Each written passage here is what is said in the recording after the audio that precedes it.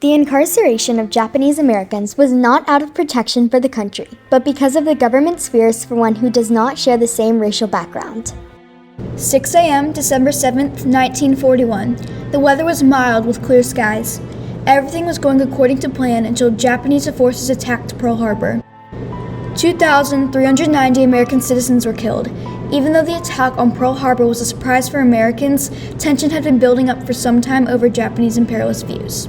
The Japanese army launched an invasion in China and Manchuria in 1937 and established a puppet regime of Manchukuo 6 years earlier. When the Japanese signed the Tripartite Pact with Germany and Italy in 1940, relations between the U.S. and Japan worsened. When Japan invaded southern Indochina, Roosevelt froze Japanese assets in the U.S. After all that had built up, the U.S. demanded that Japan withdraw their military from China and Indochina. In response to the attack on Pearl Harbor, a broad spectrum of high-level government officials gathered in the early months of 1941. They lobbied to remove all Japanese Americans, despite the fact that after monitoring the Japanese Americans, Lieutenant Commander Kenneth D. Ringel concluded that after careful investigations on both the West Coast and Hawaii, there was never a shred of evidence found of sabotage, subversive acts, spying, or fifth column activity on the part of the NYSE or long-time local residents. As a result of the lobbying effort of government officials, President Roosevelt signed Executive Order 9066 on February 19, 1942. This carried out the internment of Japanese Americans in the West Coast. John DeWitt, a military official, said, "A Jap's a Jap. There's no way to determine their loyalty. This coast is too vulnerable. No Jap should come back on this coast except on a permit for my office." John DeWitt, who was born in Fort Sidney, Nebraska, and was a career military man who fought in the Spanish-American War, was delegated power to ensure defense against the West Coast. He issued a series of military orders. On March 24th, DeWitt issued a curfew that confined all enemy aliens and people of Japanese descent to Military Area Number 1. On March 21st, he issued a freeze order which prohibited the people from leaving Military Area Number 1. On that same day, he issued the first orders of the exclusion on Japanese American families. He sent them to Bainbridge Island in Washington State to the Manzanar internment camp in the Mojave Desert. After Pearl Harbor, DeWitt was desperate to save his job. He wanted to be more prepared than any other general. He overreacted and spread rumors of a Japanese invasion, adding fuel to the tense situation. He is the one who is primarily blamed for the exclusion.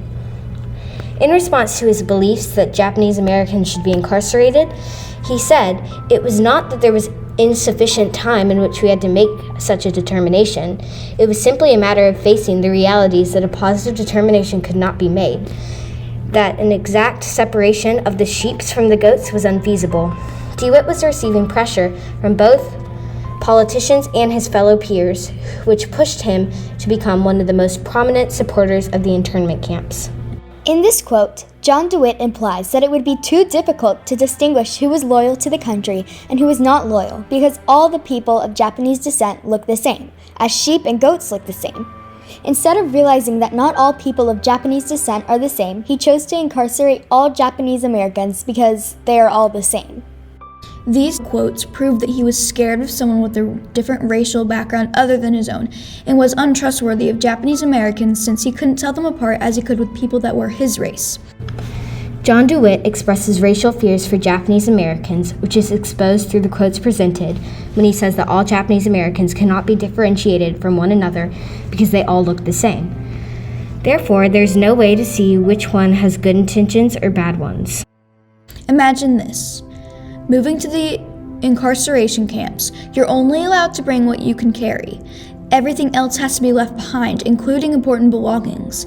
In total, there were 10 internment camps. They were in desolate areas with barbed wire fences and armed guards to keep anyone from escaping.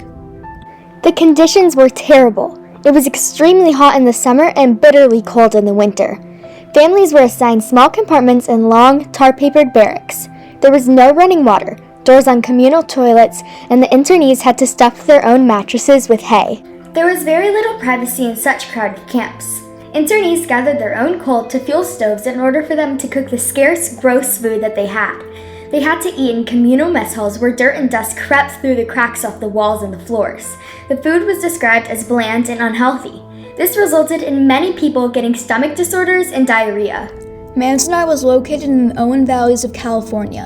It was set in the middle of a desert and experienced freezing temperatures in the winter and boiling temperatures in the summer.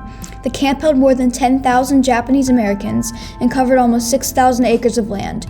It was owned by Los Angeles. It's evolved into a community of Japanese Americans, consisting of a library, a school, a church, and an infirmary. They also had industries such as a camouflage net manufacturing shop and a mattress factory. They even had different social groups like a normal social setting would have. They had social tension between people like the traditional Japanese divisions between Issei, Kibei, and Nisei, and the age gap between elder Japanese people and the younger, more Americanized offsprings. The living conditions only worsened the conflict between the people. They lived in cramped, uncomfortable apartments with barbed wire surrounding them. The families were only given 480 square feet of living space. Rather than real walls, partition walls separated one enclosure from another. Partition walls are made of flimsy material that can only support itself, and not the ceiling or anything else. Minoru Yasui was born in Oregon to parents who immigrated from Japan. He was a lawyer. He was proud of his law degree and the training he had gotten at University of Oregon to become an Army Reserve officer. He couldn't find a law firm that he liked that would accept him. In 1939, he registered as a foreign agent for the Japanese consulate in Chicago. However, when Japan attacked Pearl Harbor, Yasui resigned from his job to enlist in the military, but he was denied because of his race. A few days later, Yasui's father, who was the one who encouraged his son to enlist in the military because the country needed more people to help, was arrested. He was dispatched from his home to a Justice Department camp, which is located in Montana.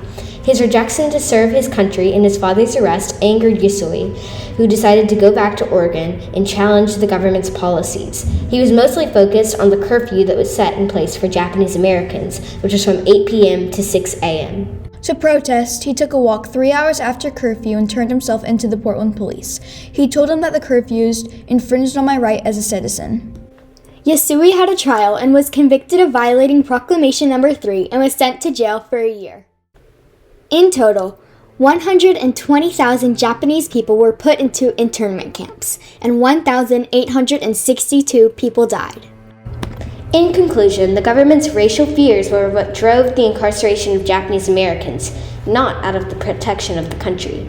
Although the investigation on Japanese American families was initially started in order to protect the country, the incarceration itself was built up on racial fears because the government's leaders felt that all people of Japanese descent looked too similar to decipher the good from the bad. In these times, it is important that we bring light to this topic because there is so little information out in the world right now.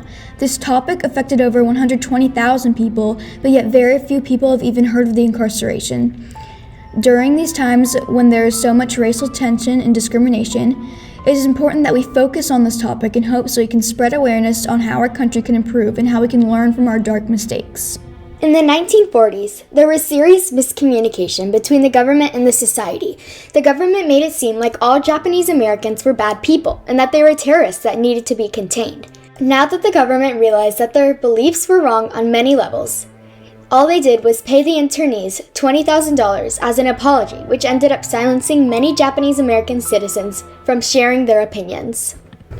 In fact, Mary Matsuda Grunwald, whose family was evacuated to an internment camp from Vashon Island, Washington, goes as far as to say that the government was trying to claim her future, and this made the hairs on the back of her neck stand.